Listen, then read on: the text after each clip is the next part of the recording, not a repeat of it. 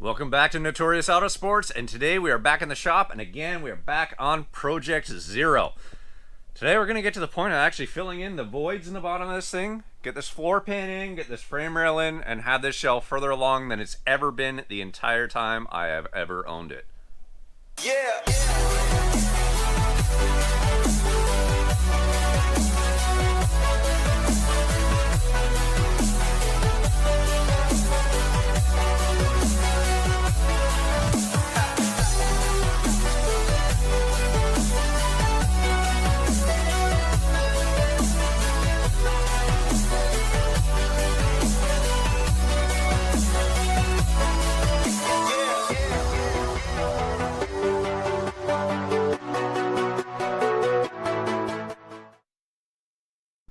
In my last video, I went through and I primed and sealed the entire bottom of this car, the frame rail, the floor pan, and got this thing ready to actually do a little bit more welding here. So today we're going to finish that off.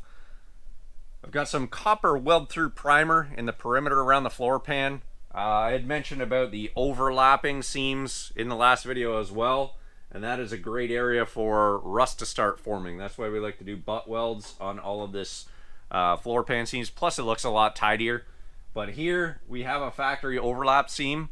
The floor pan is actually going to go over top of that. So what I've done is I've gone through and done some copper weld through primer and around the perimeter here, just so that I don't have any bare metal when I am welding it. It is sealed up that much more. In this area where you're going to do a butt weld, it's not as big of a deal because you're not going to get any oxygen in there, so you're not going to get any rust forming. But just trying to do all the precautions I can. Floor pan I did the same thing on. And what I had done when I sprayed this with the epoxy primers, I just masked around the perimeter there, just so I wasn't having to go through and spend the extra time to go through with a wire brush or wire wheel or that paint stripping disc and grind off all that primer that I just sprayed on. So, gonna get things test fit up, get this frame rail in. I am gonna have to go through and clean the paint on the inside of the shell where all those spot welds are so that I get a proper weld. So I'll go through and do that off camera here real quick and then get this set up. I'm tired today. I was in the shop until after 2 a.m. last night trying to get this thing done, but I am running out of time, so this week is a thrash.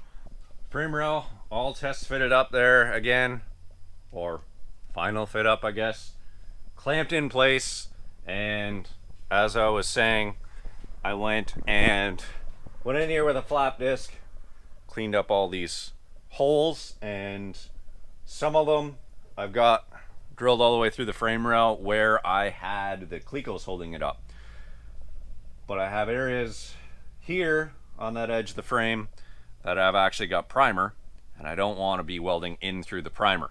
So I'm going to go through, just take one of these Sharpies, go through, draw each line or circle there on the spot welds, pull it back off, clean it up, and then I will spray that with some weld through primer.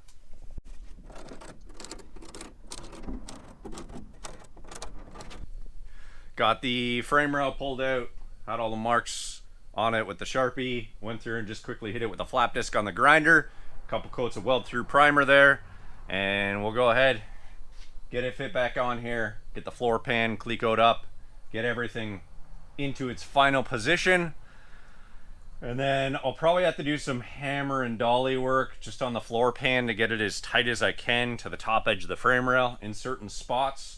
It is a little deformed in a couple areas. I did go through and clean that up a bit prior, but some of that actually can't get tweaked to its final position until the frame rail's in, otherwise the frame rail will not fit in the pocket. So we'll go through and do that as we're welding along, but yeah, let's go stick this stuff on for its final time.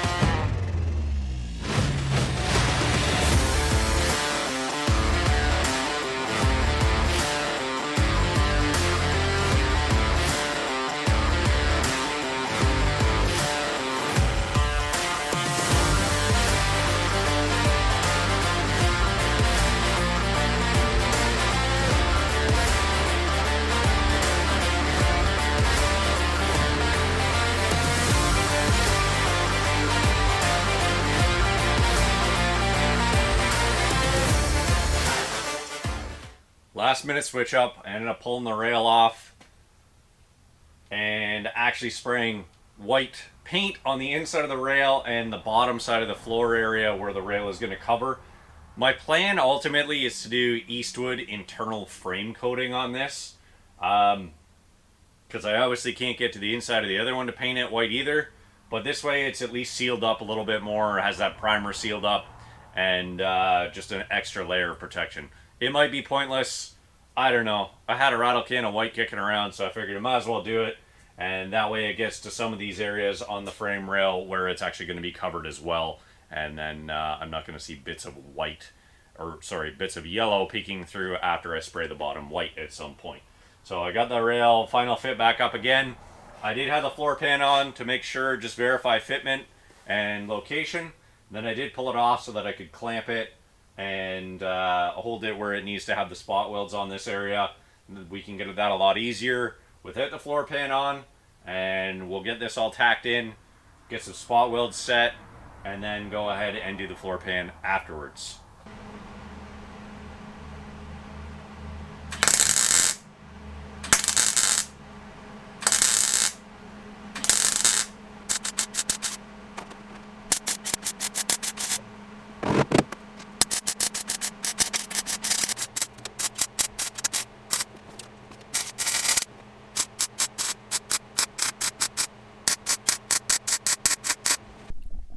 Alright guys, this never built shell has a frame rail attached to the bottom of it for the first time ever that I have seen. This thing sat for years before I got it. That guy never had any of the bottom structure. He bought it the way I did. And this feels really, really good. This is such a huge step. This project kind of got put on the back burner for a long time. I think it was partially because, well, I was super busy, but one of the other things is this is a bit of a daunting task, and you really got to have time to dedicate to it, focus, and have some motivation too. And that's hard to combine all of those things together, but I am so glad the last couple days I've been able to push on this thing, because now there's structure there. I've got some of the spot welds, most of the spot welds cleaned up inside. I got a couple more that I got to do here.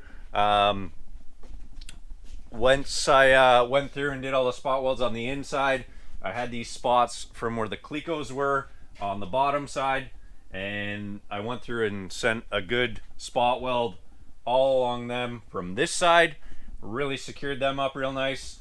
The inside, as I said, I went through and did all the spot welds, and then I went through and ground them all down. And there's a little bit of cleanup work to do in there, but very, very minor.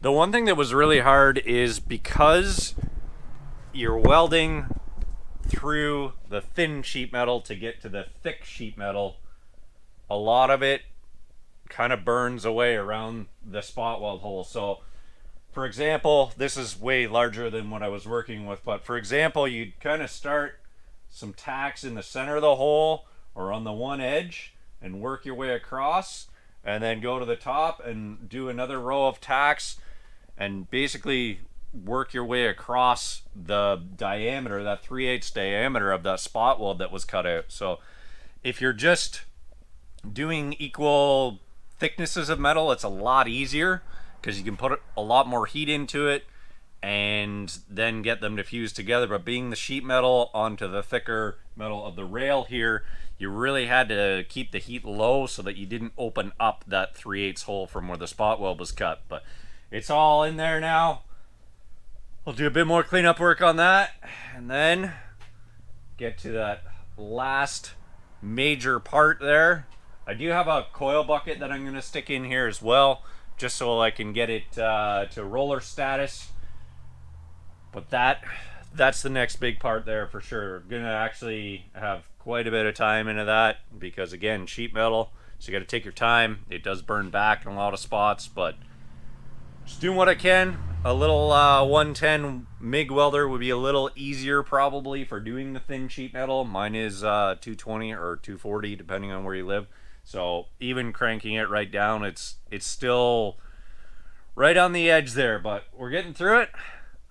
I'm going to take a little break here, and then I'll get back. We're going to get into that floor pan. All right, dinner break has been had.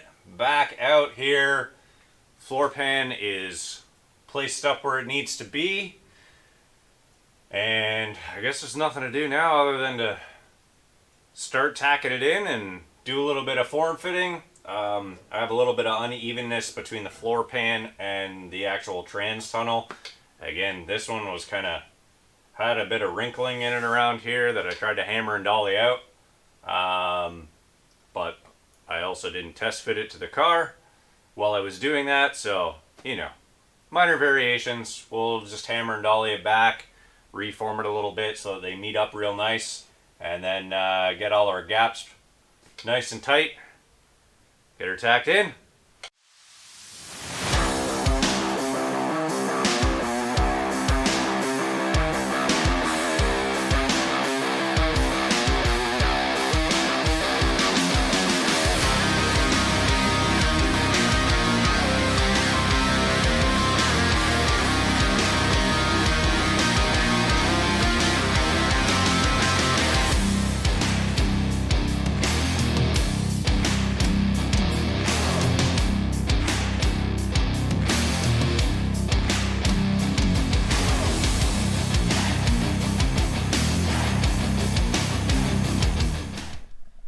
Got the floor pan fully welded in last night. I was at it till about 1:45 this morning.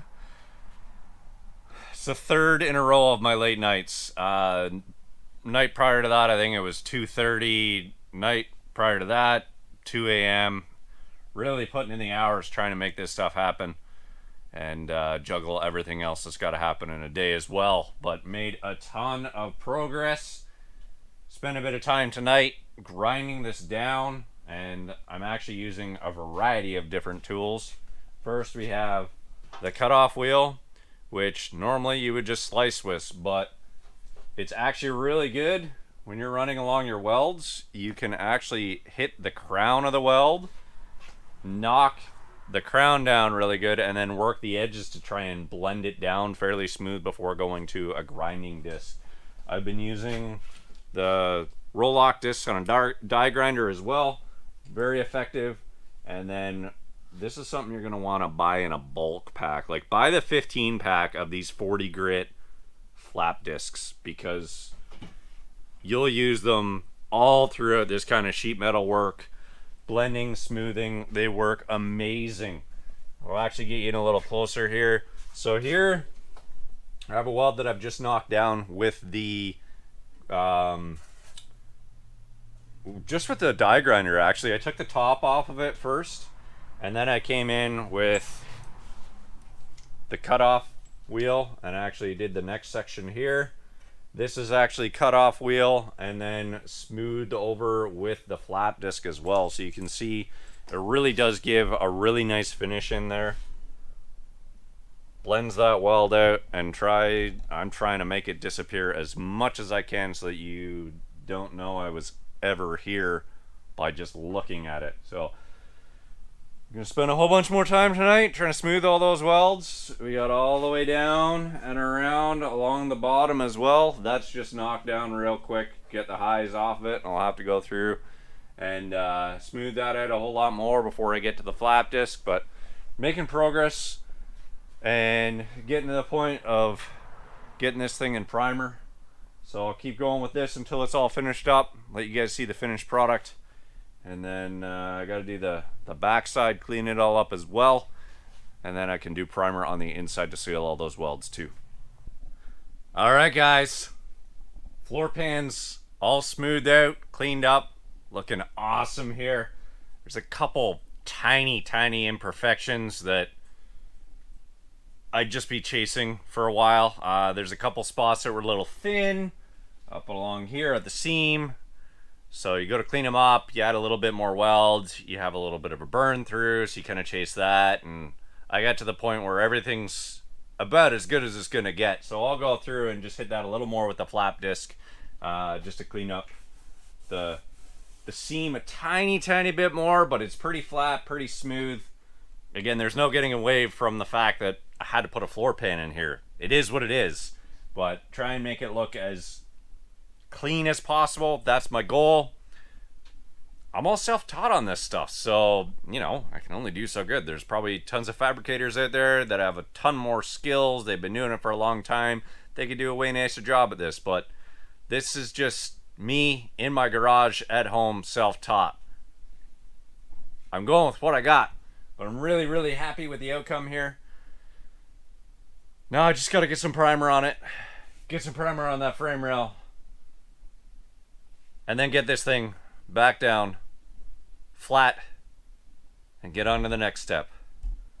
I will give you guys a finished shot when I do get some primer on here, but I'm calling it a night. It's after midnight.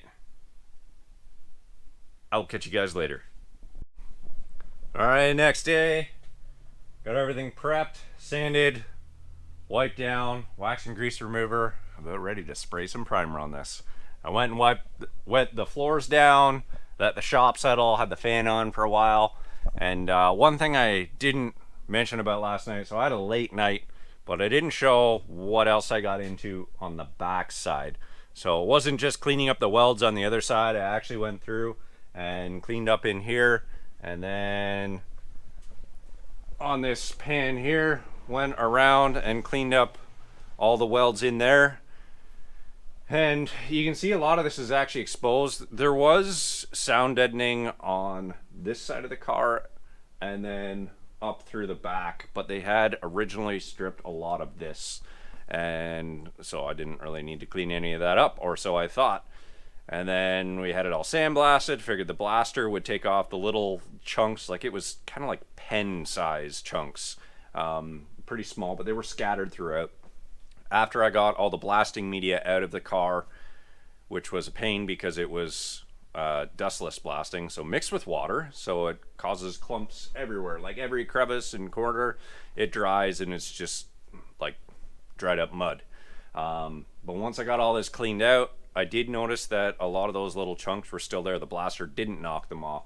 It always kind of bothered me, and now's the time, since I have to prime that I might as well clean this up. So I went through with one of those blue Worth discs and also a flap disc and clean this all up, stripped it all down, and we're gonna go through, get this all primed up, get the other side primed up, and I'll let you guys see what that looks like when I'm finished up. Oh, one quick thing, let me address it. I know there's a Karen out there somewhere freaking out that I took the guard off of my cutoff wheel. Don't worry, I put it back on as soon as I showed you guys that spot earlier on how to use it. Right. One thing that I have been using throughout this, which I haven't touched on, which I also thought was very important, is this is just a piece of copper pipe. It is smashed flat. It actually came from my favorite wrecking yard, sitting on the ground last year. So cut a piece off, and what you can do is actually, if you're trying to fill holes, you can place it in behind and then weld where you need to, and it doesn't stick to the copper, but it also keeps your wire from just blasting straight through. So it makes things a lot easier when working on sheet metal. Go out, grab a piece of copper pipe, smash it flat. You can buy these with like rubber grip handles, I'm sure on Amazon or something. There is also some other ones that are the magnets, and then they'll have a magnet on one side and a piece of copper on the other. That'd be real handy. I would like to get one at some point. All right, now back to spraying. All right, guys. I'm like so elated right now. The major metalwork on the bottom side of this never built Foxbody is now complete. This has been such a long time coming, such a big task, such a huge thing to overcome. Mentally, finding the time, like just so many pieces that have to come together, no pun intended, to actually make this all happen. And I'm just feeling so happy right now that I finally got to this point after this time. We've got everything primed now. I got that spring bucket to go in tomorrow real quick. Just going over top. I wanted to have all kinds of primer behind it. It's just going to get tack welded in because it might be coming back out. So we'll see on that. On the inside, we've got everything sealed up here. Real nice.